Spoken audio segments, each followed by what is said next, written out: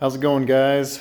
Finally got all the parts in. The Fuel Customs intake was on a little bit of a backlog due to COVID, some brackets, but here we are. I got it all unboxed here. I went with the option to get the air box included with it to keep the mud and crud out.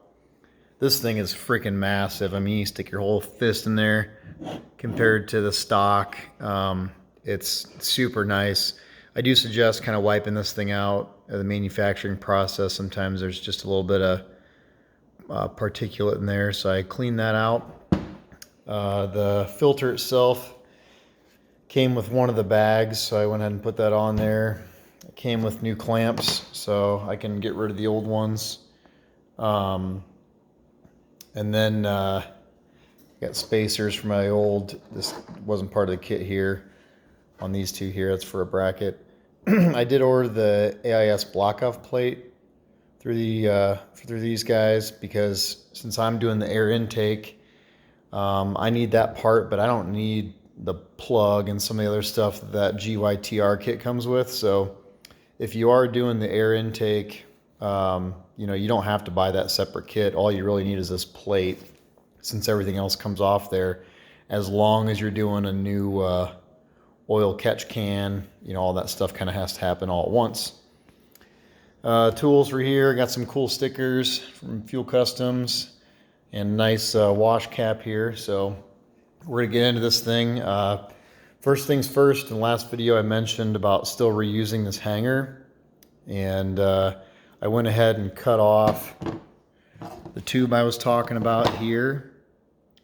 So I just basically took a chop saw and cut that off because I'm going to put this bracket with this plate and the same screws back on there to hold all those cables out of the way.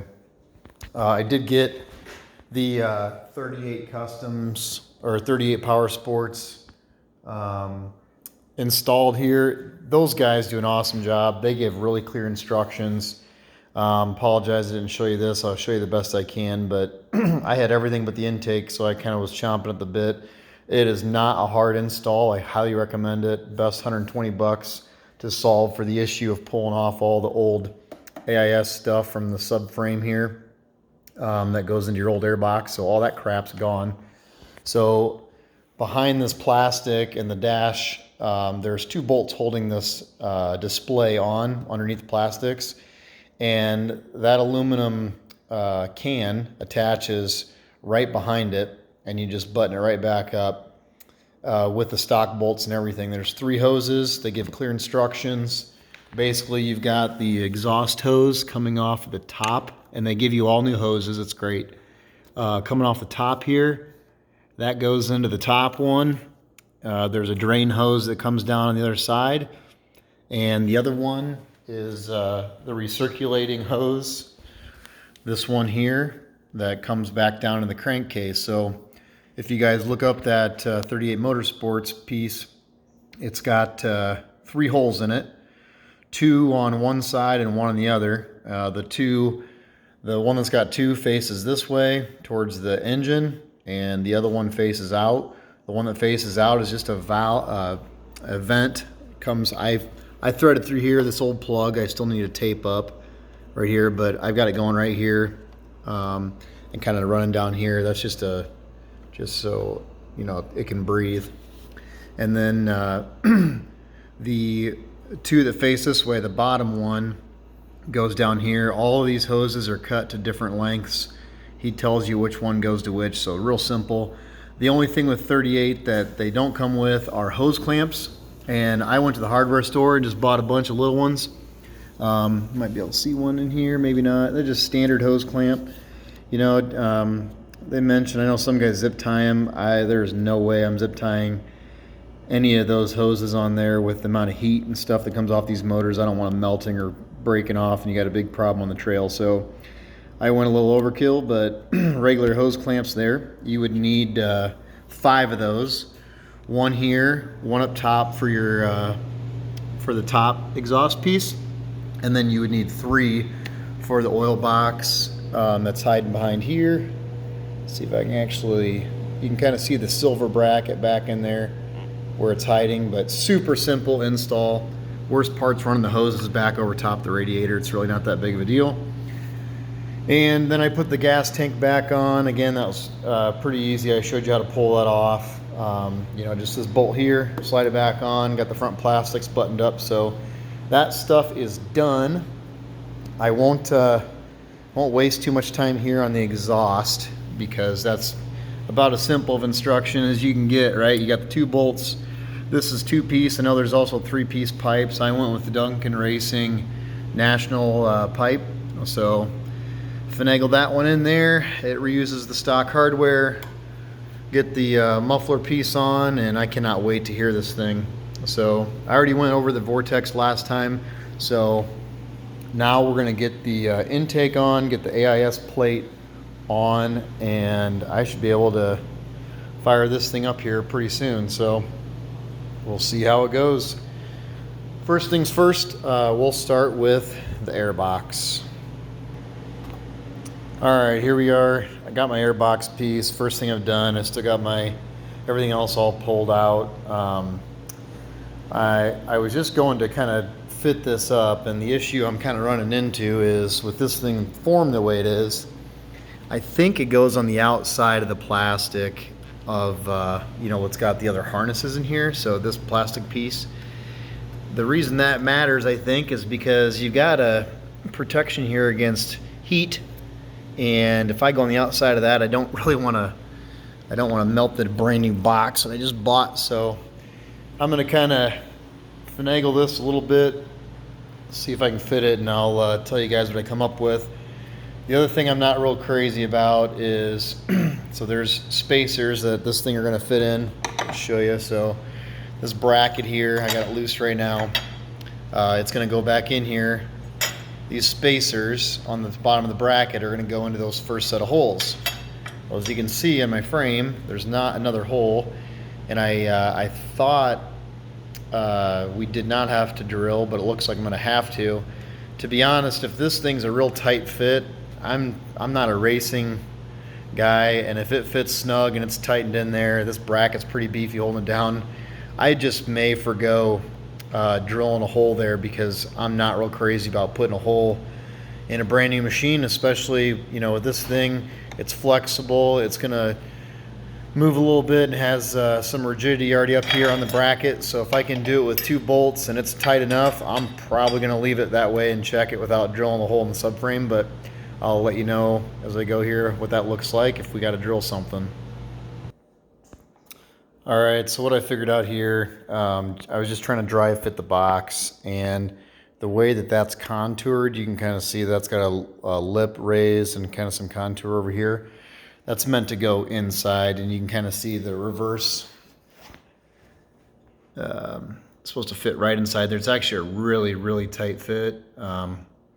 So we'll see what happens there once we get that installed. But obviously we're going to do the actual intake pipe first. You can see the intake there. We'll be putting the bands around there, tightening that up. So this will be step 2. First thing we're going to do. This does come with a little rubber connector tube right here too. So I went and popped that on. Comes in the kit.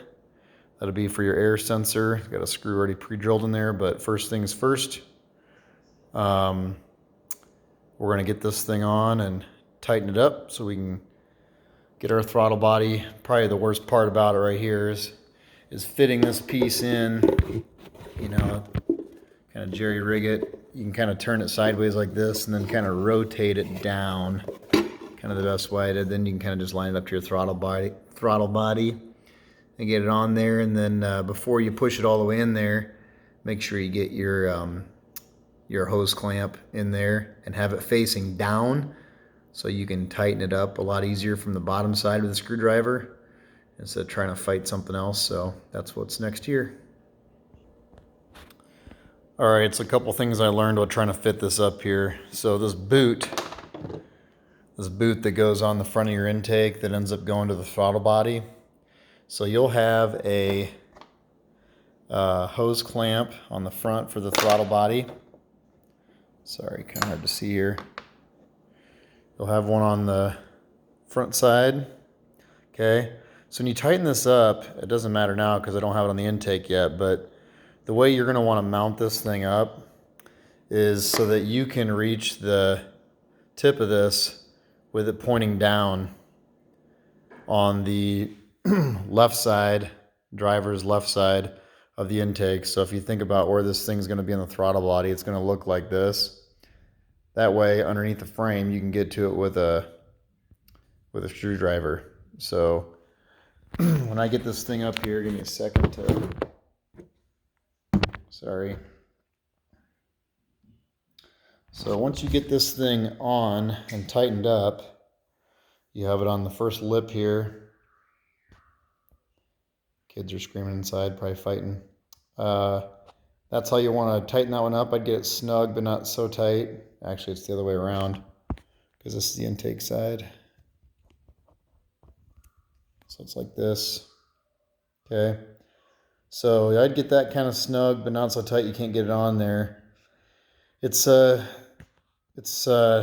one way or the other sucks. I mean, it's going to be easier to get this thing on first and tighten it up, and then you still have to get another band on the intake, and it's really tight in there. So I'm going to try it both ways. I'll give you guys feedback of whether to put this piece on the intake and get this first band on and put it in and then only have one band to worry about, or to try to do two. I'm not sure yet.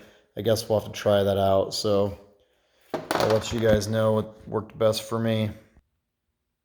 All right, so the first way I'm going to try this is with the adjustment screw on the throttle body side facing down, because I can only get a screwdriver in on this side. So I'm going to try to get the throttle body like that and see if I can get it tight. Then I'll try the intake and this other band here. We'll try that way first and see how it goes. All right, so update here. I'm going to flip-flop on you. I got the rubber boot on. Honestly, the easiest way is to have, in my opinion, if you look through here, not what's holding this on, because that's this bolt and one above it, but right above, you can see that little hose clamp. I can get in there real easy with a screwdriver at that angle. So you'll turn that hose clamp around, shoot it out the left side as you're sitting on the four-wheeler. Have the head of that shoot this way. And you can see I don't have the intake on yet. And honestly, that's because I used my index finger to hold that hose clamp in place down here while I pushed against it with my other hand to tighten it up. Push this rubber piece on the intake really, really well. Make sure it goes all the way around. Shoved in there. There's a little indent you can kind of check and see that's placed in there. Make sure that you can reach through here. If you have the intake tube on here, that's not really possible. And I see what people are complaining about with them being hard to install. Once the intake tube's on here, I still have another band, but it looks like I got a lot more room to work with. So we'll give that one a shot next. But that's how I would do that first smaller band on the intake next to the throttle body. This is going to be the most screwed up video. I apologize. I'm kind of in a hurry to get this thing started, but okay. Start over. So that rubber boot on the intake, here's the top side. In order to get to it, to ever take this stuff off, you can kind of see the angle which I got to put the top hose clamp on, and the other one, it's not tight yet, but you want it pretty much straight on the bottom. That's the one I tried getting on first. Then I had a hell of a time pushing it on because there's just not enough clearance with the subframe on the driver's left side. This is the way you want it. Get the one big one tight, keep the other one loose, fight it with your finger, keep working, it is possible. Put this whole piece on.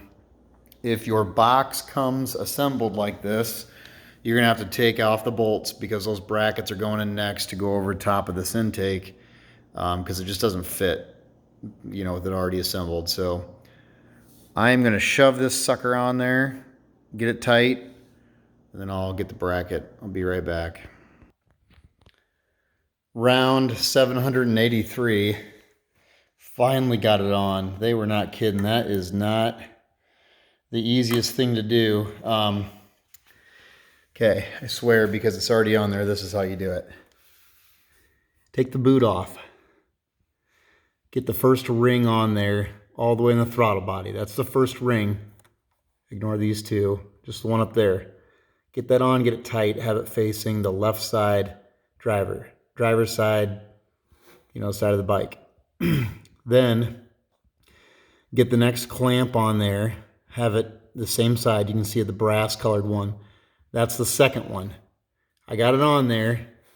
I left it a little bit loose so I could get the intake on there, and then I pushed the plastic intake after the other one was tight, the front one, and then I pushed that sucker on, held it with my right arm, bent down and tightened it up with the screwdriver. What a pain in the ass. But that seems to be the worst part. Took me a couple different tries, and I apologize for switching gears on you guys so many times. But now, all I gotta do, this is the stock screw for the air sensor. It's going to go in that hole. I'm going to use the new screw on there to hold it in there. So I'll get that done. And then I'll put the bracket on here. Show you that setup here next. All right. So I got the oxygen sensor. That was super easy. Just put that in there. When you take this bracket off, make sure you don't flip it around. You got these spacer holes here. Everything's real loose right now. I don't have anything super tight. I brought the box up from the bottom, and when I look at this fitting, I'm changing my mind here again too. I think this box goes on the outside of the existing, although I might buy some muffler tape or something to stick on the outside of this brand new box. I'm worried about heat from the muffler, but it's kind of that universal mold. It'll fit inside or out. Seems like the outside is going to be the better way. Plus you have these two holes right here that the old piece used to plug into, and those will drain and then just drip right out if you ever got water in there. So I kind of like that versus filling the box with water and then have to drain to that lip. So then the next thing, to make it easy, bring this box piece up from the bottom of the frame. I put the first bolt in, just hand tight. I'm going to get everything fitted in here. I'm going to get the other box screw on. There's one on the bottom and the top. Then I'm going to fit these holes, get everything in there, get the air filter before I tighten everything up. I think that's the best way to go. So we got 2 lousy screws left on here, and then 2 on the top here. We'll start putting it back together. All right, I got the filter in here. So when you bring this box up from the bottom, from the frame, there's a little, this is that assembly piece you pulled apart earlier. Tighten that one right away, just that one, once you get the box in, because then your intake's in the way and it's kind of hard to get to. So I still have the other ones loose. The only thing I've done here is I've taken the filter and I've shoved it in here. If you take your hand and kind of push the box back, it starts to align stuff pretty good. You will have to take the hose clamp all the way apart to get around the seal here. And then from there, I'll get these started, get that placed, and then tighten up the boxes, and I think we're in business here. All right, I got that clamp on there. Make sure that you leave room to get a wrench in to tighten up your air box down there. Mine's still loose, but don't put that on either side where it's going to be right up your ass. So then we got this bracket, piece of cake. Put that on, line up the holes, put those 2 screws down, and that's the next step. All right, I got everything tightened up. I'll be honest with you guys, I know they want you to drill holes there and there. This thing is freaking not going anywhere. I'm not touching it. I don't want to really drill holes in a subframe. Last piece, got the AIS bracket. This is what came with the kit with the intake. So I'm going to go gasket, block off plate, hanger, put it right back up here. Put that back on. It'll tie up these cords nice. Should be good. So that's what it looks like all installed. I got gasket, block off plate, hanger, and that keeps your cables nice and tight and out of the way of the exhaust. And that, my friends, is it. The only thing left I have is to put on the plastics. I won't bore you with that. Let's get some gas in this thing and we'll go from there. I got map 7 on the vortex. Like I said in the previous one, I'm running 667. I think that's right. What Duncan had, I'll double check it. And then,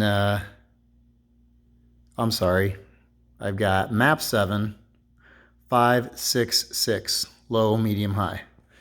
And then the vortex comes with a warning about running anything less than 95 octane. So I went and bought some Sunoco 104.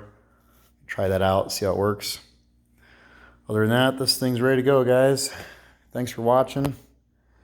Hopefully I've shown you that it might be a little bit of a pain in the ass, but anybody can do it. So good luck. There's the big 3. Get the plastics on and fire this thing up. Have a good one.